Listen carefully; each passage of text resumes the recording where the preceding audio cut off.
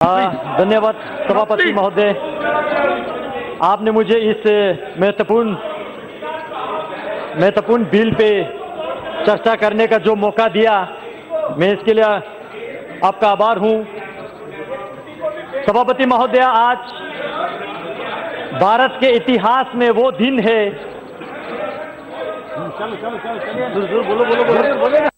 सभापति महोदय, आज भारत के इतिहास में वह दिन है जो गस्तियां पंडित जवाहरलाल नेहरू जी के लीडरशिप में कांग्रेसों ने किया, उस गस्ती का एक रेक्टिफिकेशन होने जा रहा है और हम सब इसका स्वागत करते हैं। बहुत सारे लोगों ने, अध्यक्ष महोदय,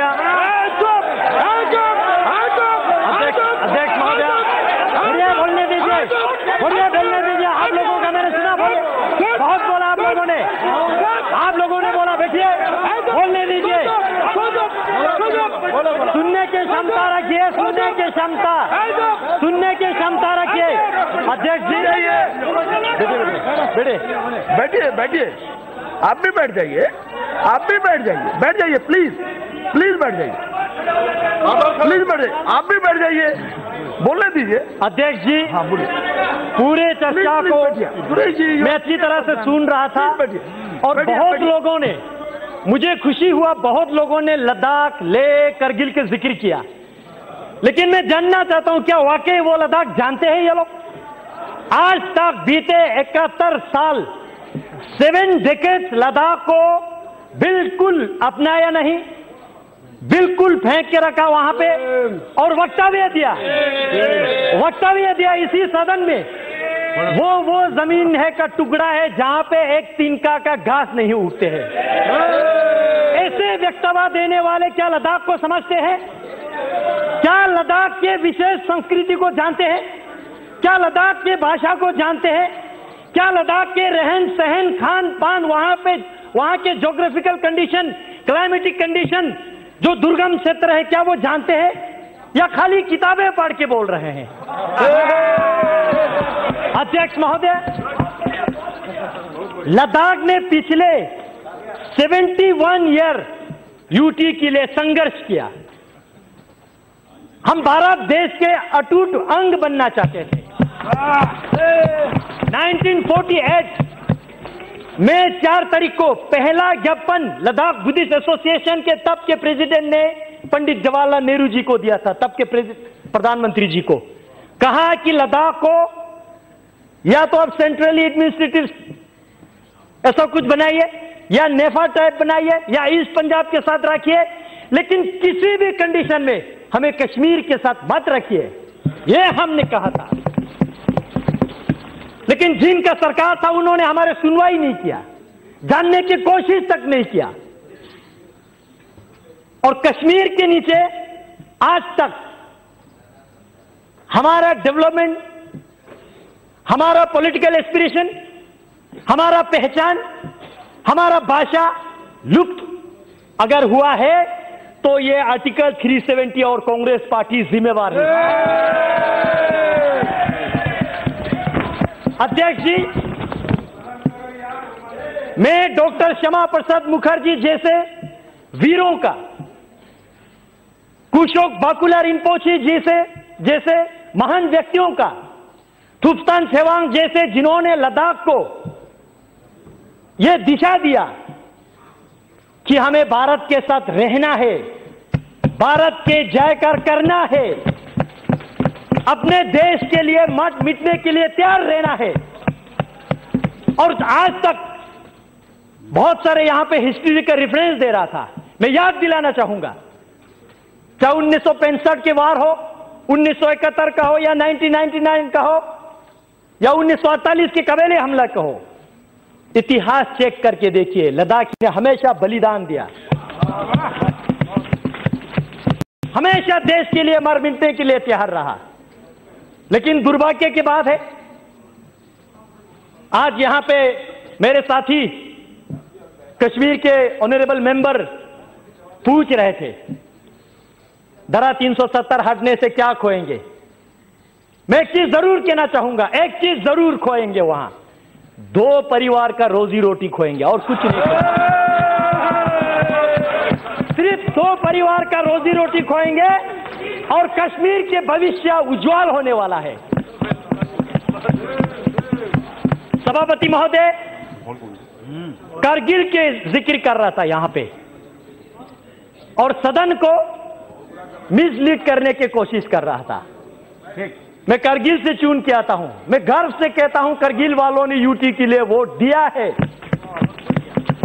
मैं याद दिलाना चाहता हूं सदन को 2014 के पार्लियामेंट्री इलेक्शन में यूटी हमारे लद्दाख के टॉप मैनिफेस्टो पे था और लद्दाख वालों ने मेजॉरिटी ने यूटी के लिए वोट दिया। 2019 के इलेक्शन में फिर हमने यूटी को इलेक्शन मैनिफेस्टो में लेके आया और हमने दोनों डिस्ट्रिक्ट में, चाहे बुद्धिस्ट का हो चाहे मुस्लिम का हो, दोनों डिस्ट्रिक्ट में, लेह का हो करगिल का हो, हर क्षेत्र में हर लोगों के दरवाजे पे जाके हमने लोगों को यूटी समझाया ये क्या है और लोगों ने बड़ी बहुमत के साथ आज तक लद्दाख में जितना भी पार्लियामेंट्री इलेक्शन हुआ है रिकॉर्ड मार्जिन के साथ ये सदन में मुझे आने का लोगों ने अवसर दिया। लोगों ने नरेंद्र मोदी जी के सरकार पे विश्वास किया। लोगों ने इस यूटी को स्वागत किया। आज करगिल की बात कर रहे हैं, क्या वो जानते हैं ये करगिल? मुझे इस सदन में कहने के कोई संकोच नहीं है।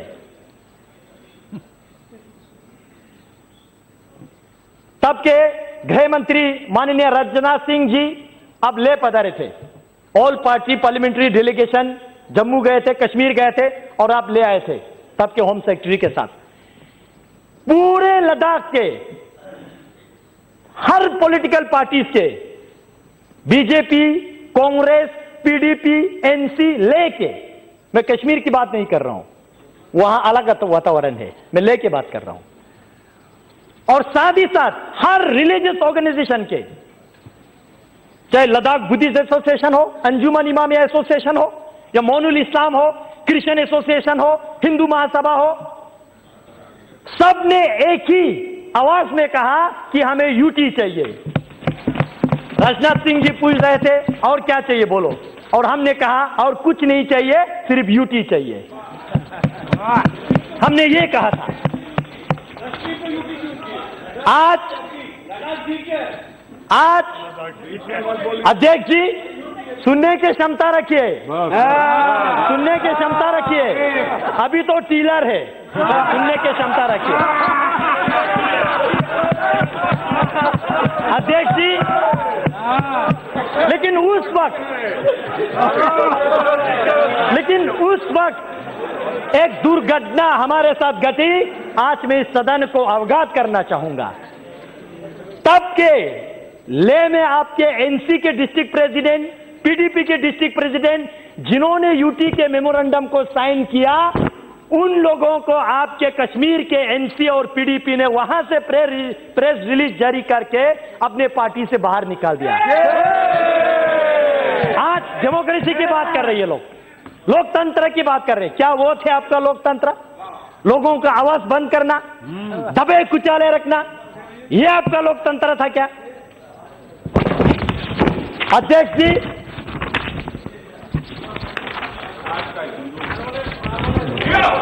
अध्यक्ष जी, मैं कल 11 बजे राज्यसभा के चर्चा शुरू होने से अभी तक मैं सुन रहा था, बहुत लोगों ने इक्वलिटी की बात किया। धारा 370 जाएगा तो जम्मू कश्मीर में इक्वलिटी नहीं रहेगा, ये होगा वो होगा।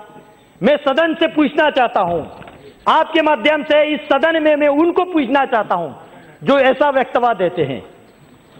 आपने जब भारत सरकार से फंड लेते समय जम्मू कश्मीर लद्दाख तीनों क्षेत्र आप फंड लेके जाते हो, जब लद्दाख में विकास करने के लिए आते हो तो पूरे लद्दाख के फंड आप कश्मीर में खा जाते हो। क्या ये आपका इक्वालिटी है? क्या ये है आपका इक्वालिटी?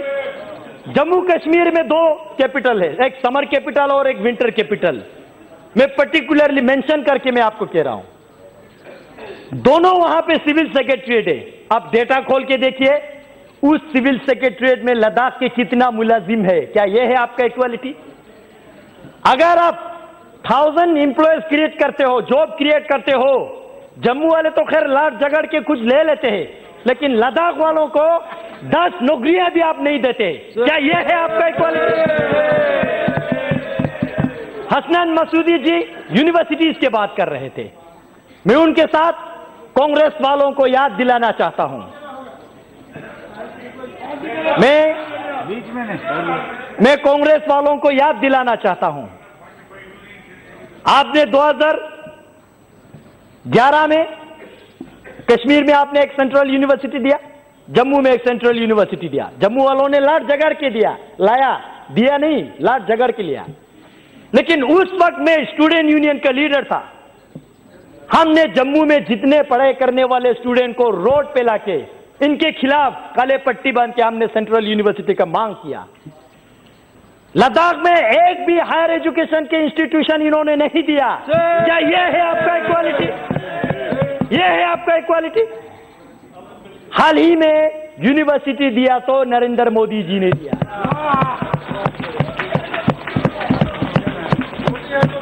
मोदी है तो मुमकिन है सही में। कल राज्यसभा में कांग्रेस के नेता गला फट के कह रहे थे कि भाई लद्दाख के साथ क्या होगा, लद्दाख के साथ क्या होगा। मैं जानना चाहता हूं अध्यक्ष महोदय, आपके माध्यम से मैं जानना चाहता हूं, जब आप 2008 में जम्मू कश्मीर के चीफ मिनिस्टर थे, आपने वहां पे 8 नया डिस्ट्रिक्ट बनाया, जिला 4 आपने कश्मीर को दिया, तो जम्मू वालों ने लड़ाई किया तो 4 देना पड़ा। लद्दाख को आपने एक डिस्ट्रिक्ट भी नहीं दिया। क्या यह है आपका इक्वालिटी? यह आपका इक्वालिटी है? आज आप कहते हैं इक्वालिटी। हमारे भाषा लद्दाखी बोटी भाषा कहते हैं। कश्मीरी आपने लिपि ना होने से भी आपने रिकॉग्नाइज किया, 8 शेड्यूल में डाल दिया। जम्मू के डोगरी उन्होंने आंदोलन किया तो उनको भी दे दिया। लद्दाख के भाषा को आज तक आपने रिकॉग्नाइज किया। क्या यह है आपका इक्वालिटी?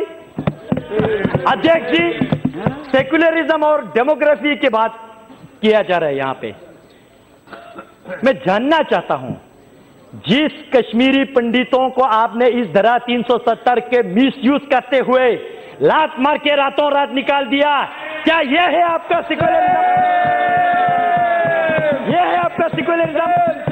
इसी धारा 370 को आपने मिसयूज करते हुए काल वक्तव्य दे रहा है गर्व से। लद्दाख में पहले बौद्ध संख्या ज्यादा था, आज मुस्लिम संख्या ज्यादा है। मैं अफसोस के साथ कहना चाहता हूं, यह आपने धारा 370 को मिसयूज करके जम्मू कश्मीर में आपने बुद्धिस्ट को खत्म करने की कोशिश किया। यह है आपका डेमोग्राफिक मेंटेन, यह है आपके सेक्युलरिज्म। अध्यक्ष महोदय, यही जिन परिवारों ने, मैं नहीं कहता हूं कि वहां पे शासन किया, मैं कहता हूं राज किया, यही परिवारों ने 1979 में लद्दाख को बंटवारा किया, बुद्धिस्ट मेजोरिटी के साथ लेह डिस्ट्रिक्ट, मुस्लिम मेजोरिटी के साथ करगिल डिस्ट्रिक्ट, और हम दोनों भाइयों को लड़वाया आज तक। यह है आपका सेक्युलरिज्म? फूट डालो, राज करो। क्या यह है आपका सेक्युलरिज्म? आज करगिल की जिक्र कर रहे थे, कह रहे थे कि करगिल बंद है। किसने कहा आपको करगिल बंद है? जानने की कोशिश कीजिए। मैं हूं लद्दाख से, मैं चुन के आ रहा हूं, आप नहीं आ रहा लद्दाख से। आप बैठिए, आप आराम से बैठिए, आप बैठिए। भाई साहब, आज तक आप लोगों ने बोला, आज हमारा बोलने का मौका है। बैठिए, बैठिए, आप मोदी शासन है, बैठिए। ये सिर्फ एक रोड और छोटा सा मार्केट को करगिल समझ बैठे हैं। भाई साहब, अगर आपको कारगिल देखना है तो जांस्कर जाइए, वाखा मुलबेग शारगोल जाइए, आर्यन वैली जाइए, दर्शिक गरखोन देखिए। 70% कारगिल के एरियाज जो है, वहां के लोग जो है आज इस डिसीजन को वेलकम करते हैं, इस बिल के समर्थन करते हैं।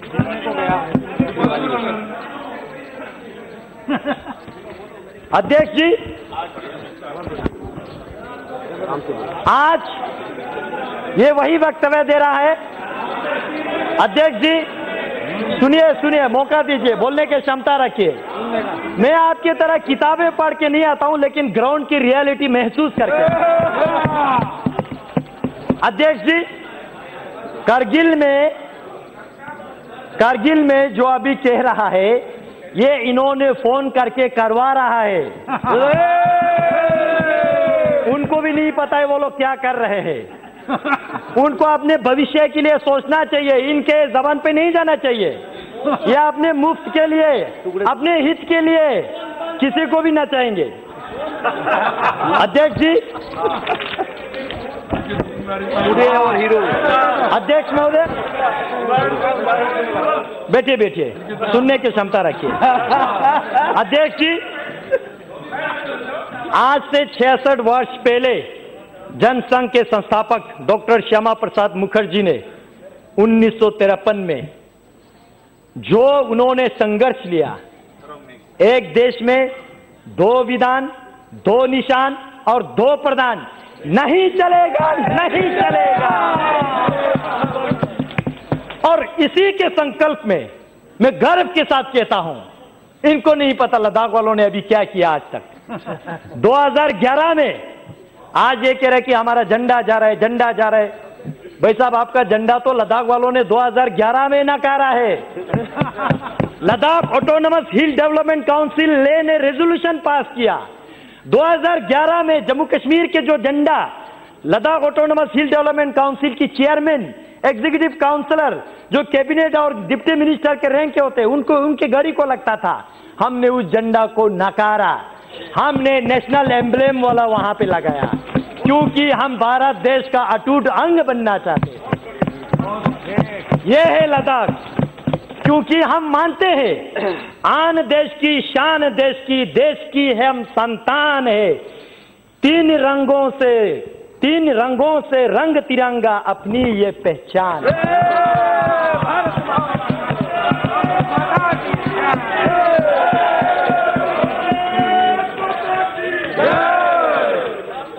अध्यक्ष जी, बड़े आयरनिकल बात है, पंचायत इलेक्शन में पार्टिसिपेट नहीं करेंगे और जब अपने कुर्सी के बारे आएंगे तो पार्टिसिपेट करेंगे। ग्रासरूट डेमोक्रेसी नहीं आने देंगे, लेकिन अपने घर का रोटी चलना चाहिए। ऐसा विचारधारा हम एक्सेप्ट स्वीकार नहीं करेंगे। अध्यक्ष जी,